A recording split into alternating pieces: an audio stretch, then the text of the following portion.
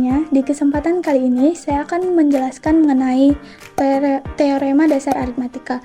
Nah, sebelum masuk pada teorema dasar aritmatika, saya akan menjelaskan mengenai sejarah aritmatika. Nah, jadi aritmatika berasal dari bahasa Yunani, yaitu aritmos yang berarti angka atau disebut juga ilmu hitung. Aritmatika adalah operasi dasar yang terdiri dari penjumlahan, pengurangan, perkalian, dan pembagian. Perhitungan aritmatika dilakukan berdasarkan urutan tentang operasi mana yang terlebih dahulu dikerjakan. Nah, aritmatika ini diperkirakan dikenal oleh manusia sekitar 20.000 sampai 18.000 tahun sebelum Masehi, atau sebelum manusia mengenal tulisan. Hal ini dibuktikan dengan ditemukannya tulang Ishago di Kongo, Afrika. Pada tulang tersebut terdapat goresan-goresan tegak lurus, di mana menurut penemunya goresan-goresan tersebut merupakan cara manusia berhitung pada zaman itu. Nah, lalu goresan-goresan tersebut mengalami perkembangan menjadi simbol dan mulai digunakan oleh orang Mesir. Nah, aritmatika ini mengalami perkembangan pesat pada zaman Yunani.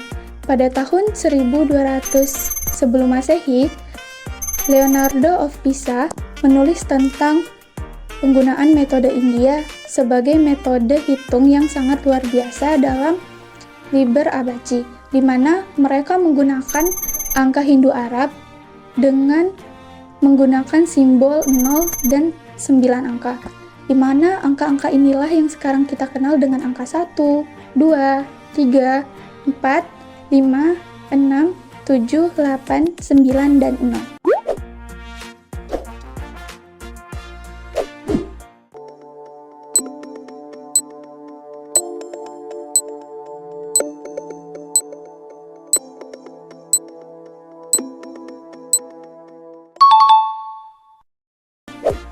Suatu ilmu pengetahuan tidak akan lepas dari tokoh pelopornya. Nah, ada beberapa tokoh pelopor aritmatika, diantaranya adalah Johann Friedrich Gauss. Ia adalah seorang matematikawan, astronom, dan fisikawan Jerman. Ia menciptakan cara untuk menghitung deret aritmatika yang telah disederhanakan menjadi rumus dn sama dengan n/2 dikali u1 ditambah un. Kemudian ada Pythagoras of Samos. Ia adalah seorang filsuf Yunani Ionia dan pendiri gerakan keagamaan yang disebut Pythagoreanism. Moto Pythagoras yang terkenal adalah semua adalah bilangan atau bilangan menguasai seluruh alam. Kemudian ada Muhammad ibnu Musa al-Khawarizmi. Pengetahuan dan keahliannya bukan hanya pada bidang syariat, tetapi juga dalam bidang falsafah, logika, aritmatika, geometri, aljabar, terus ilmu musik, terus sejarah Islam dan kimia. Beberapa cabang ilmu matematika yang diperkenalkan oleh Al-Khawarizmi diantaranya ada geometri, aljabar, aritmatika, dan lain-lain. Baik, setelah saya menjelaskan mengenai sejarah aritmatika, di sini saya akan menjelaskan definisi aritmatika. Nah, aritmatika adalah dasar matematika yang mencangkup operasi bilangan. Nah, operasi ini meliputi penjumlahan, pengurangan, perkalian, dan pembagian. Nah, aritmatika adalah permainan angka, dan setiap angka dibagi menjadi beberapa atau kelompok lain, yaitu ada bilangan komposit, bilangan genap, bilangan ganjil, dan bilangan prima. Oke teman-teman, jadi kita bahas lebih lanjut tentang teorema dasar aritmatika.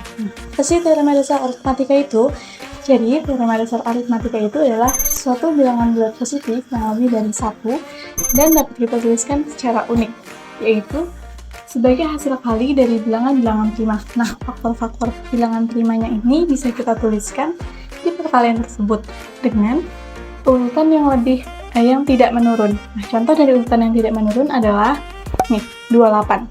Faktor dari prima 28 adalah 2 dikali 2 dikali 7.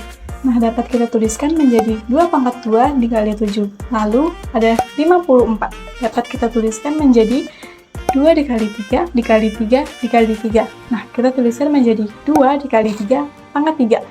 Lalu ada bukti teorema dasar aritmatika menggunakan kontradiksi. Nah, maksudnya gimana? Kita andaikan bahwa bilangan bulat positif tidak dapat dituliskan dalam perkalian bilangan prima. Kita misalkan N adalah bilangan bulat positif terkecil.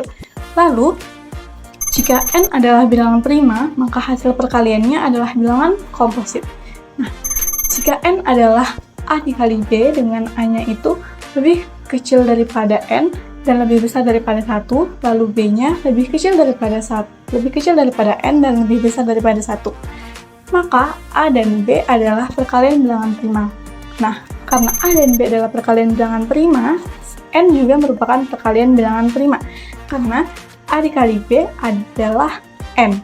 Lalu, dapat kita simpulkan bahwa mereka adalah kontradiksi dan dapat kita tuliskan dalam perkalian bilangan prima bahwa bilangan bulat termasuk perkalian bilangan prima.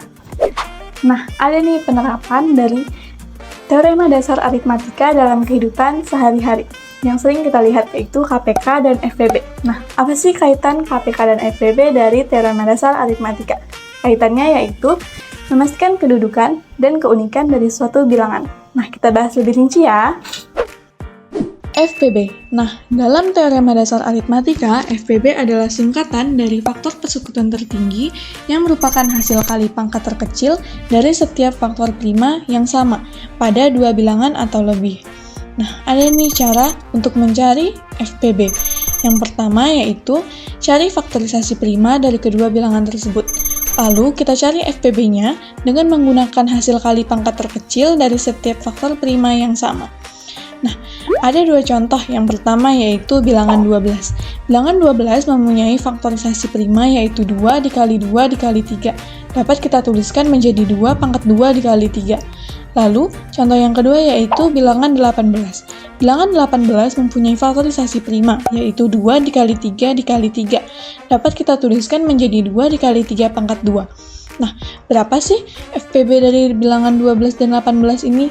Karena FPB adalah hasil perkalian pangkat terkecil dari setiap faktor prima yang sama, maka dapat kita tuliskan bahwa FPB dari 12 dan 18 adalah 3 dan 2, yaitu hasilnya 6. Nah, ada nih bentuk umum dari FPB. Kita misalkan A adalah suatu bilangan bulat dengan faktor prima P1 pangkat K1 dikali P2 pangkat K2, seterusnya sampai Pn pangkat Kn.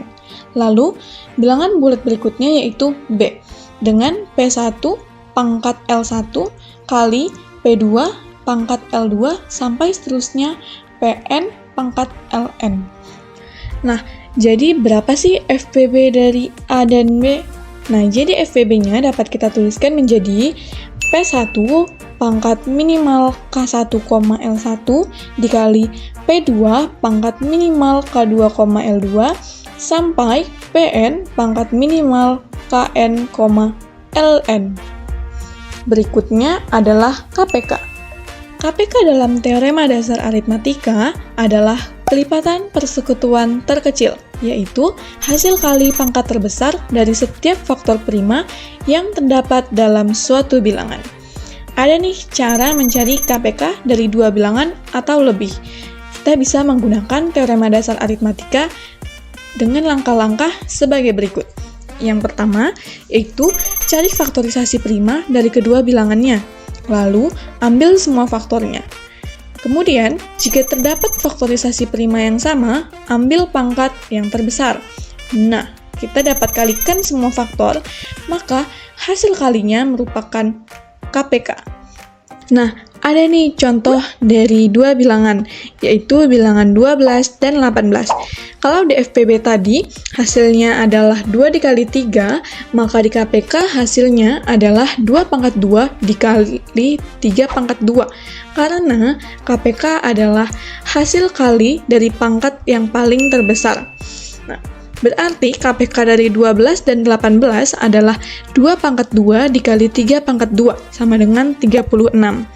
Nah, KPK juga ada bentuk umumnya nih teman-teman, yaitu kita misalkan bilangan bulat A mempunyai bilangan prima P1 pangkat K1 dikali P2 pangkat K2 sampai Pn pangkat Kn.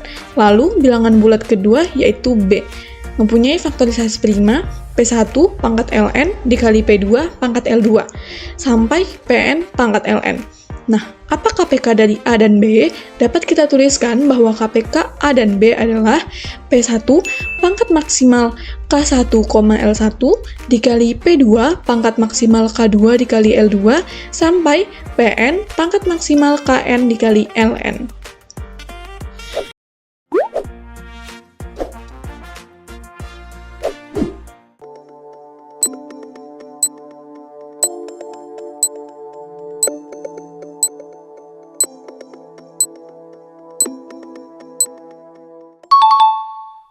Nah, karena kita sudah membahas teorema dasar aritmatika, serta kaitan antara teorema dasar aritmatika dengan KPK dan FPB, mari kita masuk ke contoh soal. Contoh soal yang pertama, yaitu ekspresikan 150 sebagai produk dari faktor utama. Bagaimana? Jadi dapat kita gunakan teorema dasar aritmatika dengan kita ketahui bahwa kita dapat menyatakan 150 sebagai produk dari faktor primanya. Kita akan menemukan faktorisasi prima dari 150.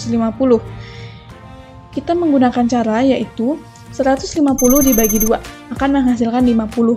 Lalu 50 dibagi 2 akan menghasilkan 25. Lalu 25 dapat kita bagi dengan 5 akan menghasilkan 5. Jadi faktorisasi prima dari 150 adalah 2 dikali 2 dikali 5 dikali 5. Lalu dapat kita tuliskan menjadi 2 pangkat 2 dikali 5 pangkat 2. Nah, contoh soal yang kedua, yaitu KPK dari 140, 75, dan 25 dengan menggunakan teorema dasar aritmatika.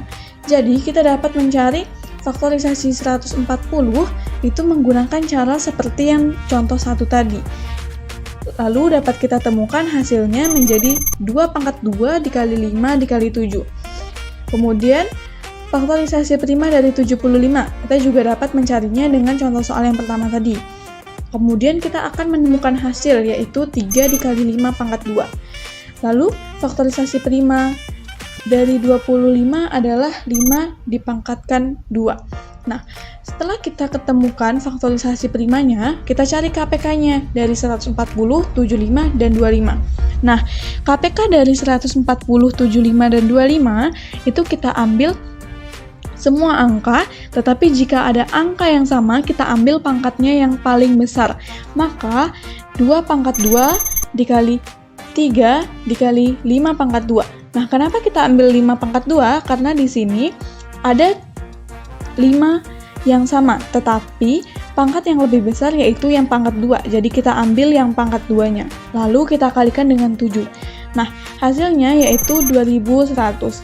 Maka KPK dari 140, 75, dan 25 adalah 2100.